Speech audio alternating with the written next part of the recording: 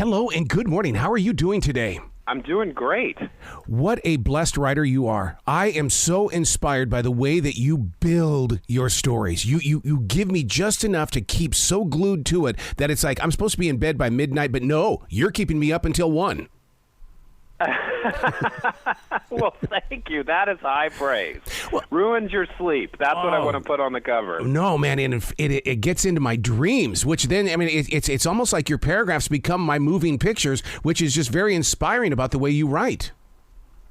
Well, thank you. Thank you. I consider myself a cinematic writer, right? I write what I see. Mm-hmm. Yeah, and then I try to level in the atmosphere as well. I want to take you somewhere. Right? I don't just want you to think. I want you to experience that. That's my goal, at least.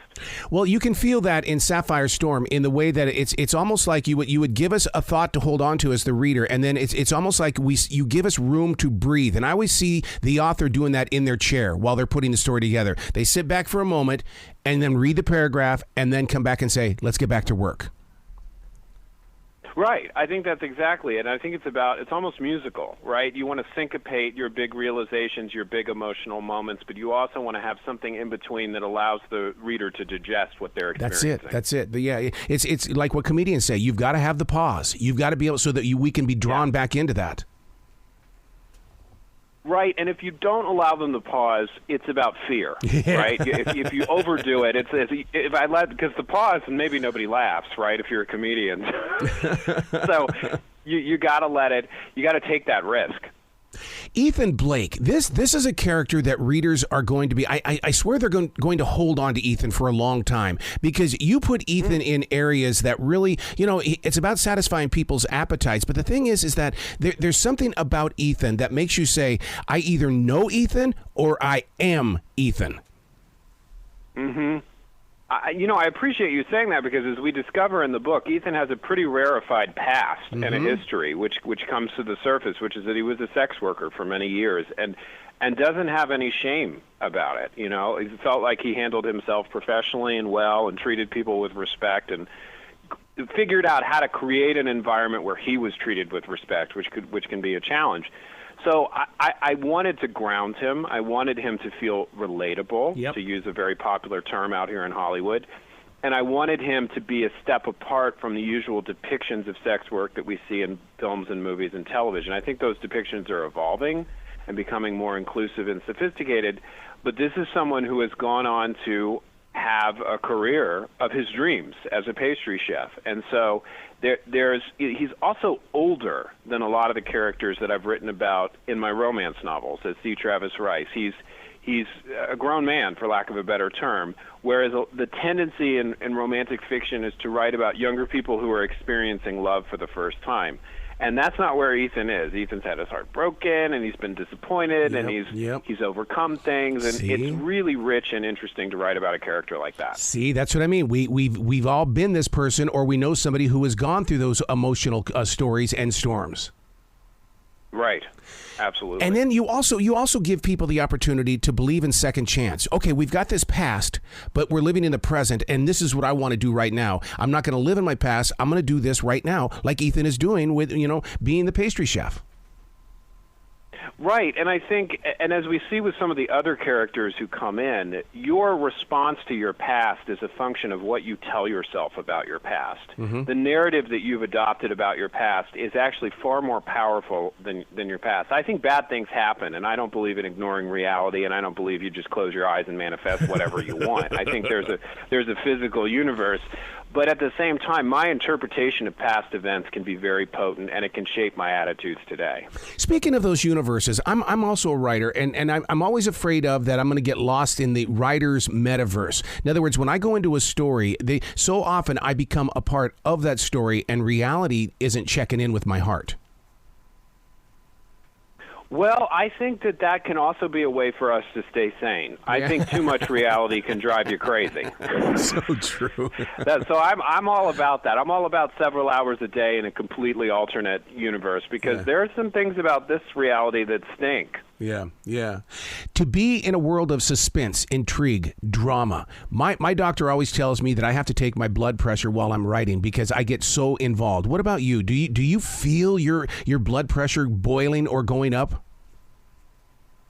Oh yeah, it's when I'm pacing my apartment doing the dialogue from the book because I can't get it on the page fast enough. Yep. I have to get up from the chair and start almost acting out the scene. I'm constantly living in a dream world isn't necessarily the right word for it, but there's a constant invented storyline happening in my head almost at all times, and the writing process is about giving into it instead of fighting it. Most of the day I have to fight it. But when I'm writing, I don't have to fight it. It's almost like a respite. One of the reasons why I love talking with authors is because this is almost like the director's cut. We get to sit here and listen to how you build a story. Will you ever jump into anything like that, into a podcast where you go in and you can talk about the book to where all of a sudden we see a scene like when Roman enters? I had a soundtrack get into my heart when Roman all of a sudden, and I right away I went, oh, here's the conflict. Oh, bring it on. Mm-hmm. Mm-hmm. To inspire myself to write, mostly what I listen to are orchestral film scores. Really? I can't listen to anything with lyrics when I'm writing, and this is true of when I'm plotting as well. And so I'm always setting the scene in my head with music. I'm always, like I said, I'm a very cinematic writer. And I want you to be having those experiences. I write stuff that tries to go for your gut, even when it's happily ever after romance. I'm still trying, like you said, the drama and the intrigue. Like, a lot of reality is actually really, really boring.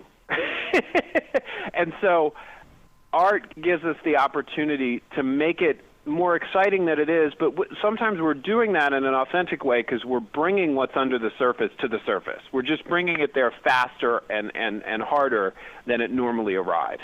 Can I give you a big compliment? Oh, absolutely. I spent time with Jackie Collins. The way you speak is, my God, I feel like I'm talking with her again. Oh, well, I love Jackie so much. Jackie, my best friend and producing partner, Eric Shaw Quinn, who's also a wonderful novelist, we have a podcast called at thedinnerpartyshow.com, and Jackie was our guest twice, and she came on. It was just amazing. It was towards the end of her life, and we had no idea she was sick, as most people who knew her had no idea that she was sick, and she came on our show. She did a book tour in London, and then she came back and came on our show again. And one of the most moving things anyone's ever done for us, just a total class act. I just adored her. Just adored her. Wow. To bring that drama to that page. Now, are we talking 2 years, 3 years? Because, you have to be able to have, there's like a poetic edge to it without sounding too poetic. Well, I'm really inspired by romance novelists that sort of invented the genre, like Nora Roberts and Judith McNaught, and these big sort of titans of early romance who were about delivering what they would call in Hollywood a 4-quadrant story, right? It had a little bit of everything. It had action, it had suspense, it had sensuality, it had the relationship, it had the romance, all of it. It was supposed to deliver this sort of gratifying experience on multiple levels.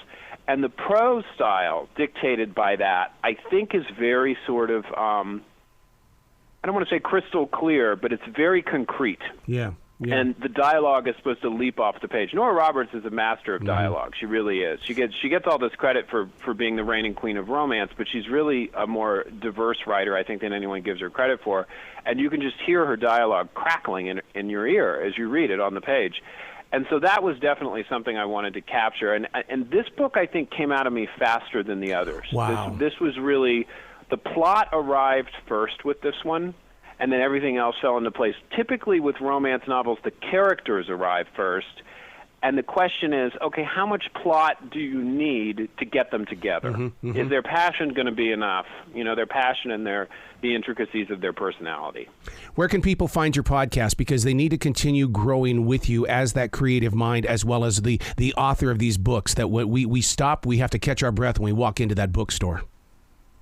Well, that's you. I will. Your compliments are the best. I will. They can catch the podcast at thedinnerpartyshow.com or anywhere that podcasts are available. The latest podcast that Eric Shaw Quinn and I do is called TDPS. That's the Dinner Party Show presents Christopher and Eric, and we have a new episode every Sunday. We're very opinion and true crime focused. We played a role in helping to solve a cold case out here in L.A., the Billy Newton murder, which we're very, very moved and proud that we were able to play any kind of role in bringing justice to that case after 30 years. But Eric is also a mystery writer, and I'm a writer, and we talk about our process, and we talk about our books, and we talk a lot about true crime specials on TV. Oh, that is just the place. Please come back to this show anytime in the future. The door is always going to be open for you. My pleasure, absolutely. Don't have to ask me twice. You be brilliant today, okay? I will. Thank you, sir.